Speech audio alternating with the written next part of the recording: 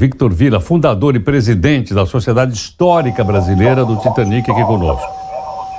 Victor, muito obrigado. Bom dia, Heródoto, um prazer. Igualmente, Victor. Victor, é fato que você trabalhou de forma semi-profissional com o Titanic? Sim, é verdade, Heródoto. Eu tive a oportunidade de estar trabalhando no Museu Marítimo de Santos, uma entidade particular que fica ali na região da Ponta da Praia em Santos, e lá nós tivemos a oportunidade de criar um espaço dedicado ao Titanic, né, para poder apresentar ao público que visita o museu. O museu é focado naturalmente na história marítima brasileira e alguns fatos muito conhecidos, né? Um deles é o Titanic. O Titanic não pode deixar de estar em qualquer acervo de museu ao redor do mundo, e nós realizamos esse trabalho no Museu Marítimo, e ele está lá à disposição do público. Vitor, vejo aqui no nosso YouTube que você tem várias fotos aí do Titanic, tem também um modelozinho, né? Uma miniatura do próprio Titanic. O que te atraiu tanto na história desse navio chamado Titanic? Olha, Heródoto, é uma coisa que é muito difícil de explicar. A gente, pelo menos eu, junto com outros aficionados do Titanic, a gente está dentro desse assunto há muitos anos, desde criança praticamente. Eu devia ter por volta de 6 anos de idade quando fui impactado pelo assunto, muito por conta do famoso filme do diretor James Cameron, de 1997.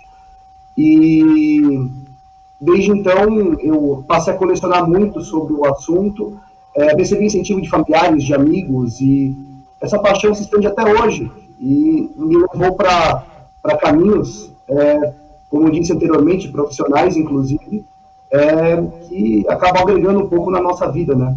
Claro. Agora, Vitor, você acompanhou também outros tours em relação ao Titanic, anterior a esse, que até agora ainda não se resolveu? Nós estamos torcendo, logicamente, para o pessoal se salvar. Você acompanhou, teve problemas em tours anteriores ou não? Bom, Heródoto, é importante ressaltar que todas as expedições feitas ao Titanic, desde 1986, que as expedições tripuladas ao Titanic são realizadas, elas sempre são passíveis de ocorrerem falhas. Também é importante ressaltar que a OceanGate, a empresa que atualmente está realizando essa empreitada, e infelizmente ocorreu esse acidente, é uma empresa particular, é uma empresa privada.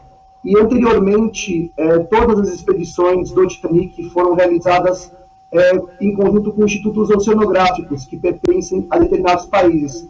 Salvo engano, a França, a Rússia e os Estados Unidos são os 3 países que detêm a tecnologia de veículos submersíveis de profundezas abissais. E eles sempre realizaram expedições até o Titanic, sempre de cunho científico, né, para poder entender mais o que ocorreu com o Titanic, fazer estudos relacionados a isso. E é natural que ocorram sempre falhas, que ocorram sempre alguns problemas, algumas intercorrências, mas o que está deixando a gente muito perplexo nesse momento é que nada dessa magnitude aconteceu. Desde 1986, desde a primeira expedição tripulada ao Titanic. Inclusive, a primeira expedição tripulada ao Titanic, a primeira vez de todas que o ser humano reviu o Titanic após o seu desaparecimento em 1912, foi uma descida que implicou em problemas. Foi junto com o Woods Hole Oceanographic Institution, com um submersível chamado Alvin, que apresentou problemas em baterias, e eles precisaram fazer uma ascensão muito rápida no Oceano Atlântico Norte, e por coincidência, ironia do destino, pouco antes deles ascenderem, eles acabaram vendo o Titanic pelas escotilhas do submarino. Foi a primeira vez em mais de 70 anos que o ser humano tinha visto o Titanic, e durou apenas 10 segundos essa visão.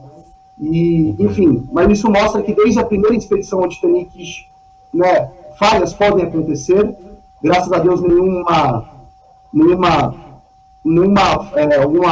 algo que afetou, né, a vida humana, mas, enfim, é uma história curiosa e que mostra que nada é perfeito, falhas sempre podem acontecer também.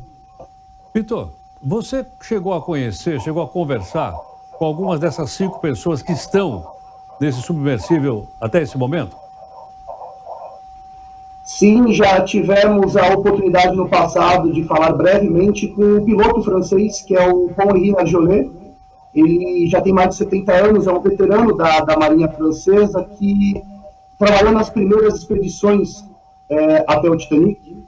Ele era, inclusive, na época, funcionário do IFREMER, Instituto Oceanográfico Francês, que operava um submersível chamado Nautilus. Inclusive, um dos equipamentos desse Instituto Oceanográfico Francês está agora, nesse momento, fazendo as operações de descobrimento da embarcação. E era um senhor, assim, é um senhor muito simpático. Ele sempre atendeu muito os membros da comunidade do Titanic Internacional. Inclusive, agora pela manhã é até meio triste, pois os familiares deles estão se manifestando nas redes sociais relacionados ao Titanic, né, desejando boa esperança, pedindo energia.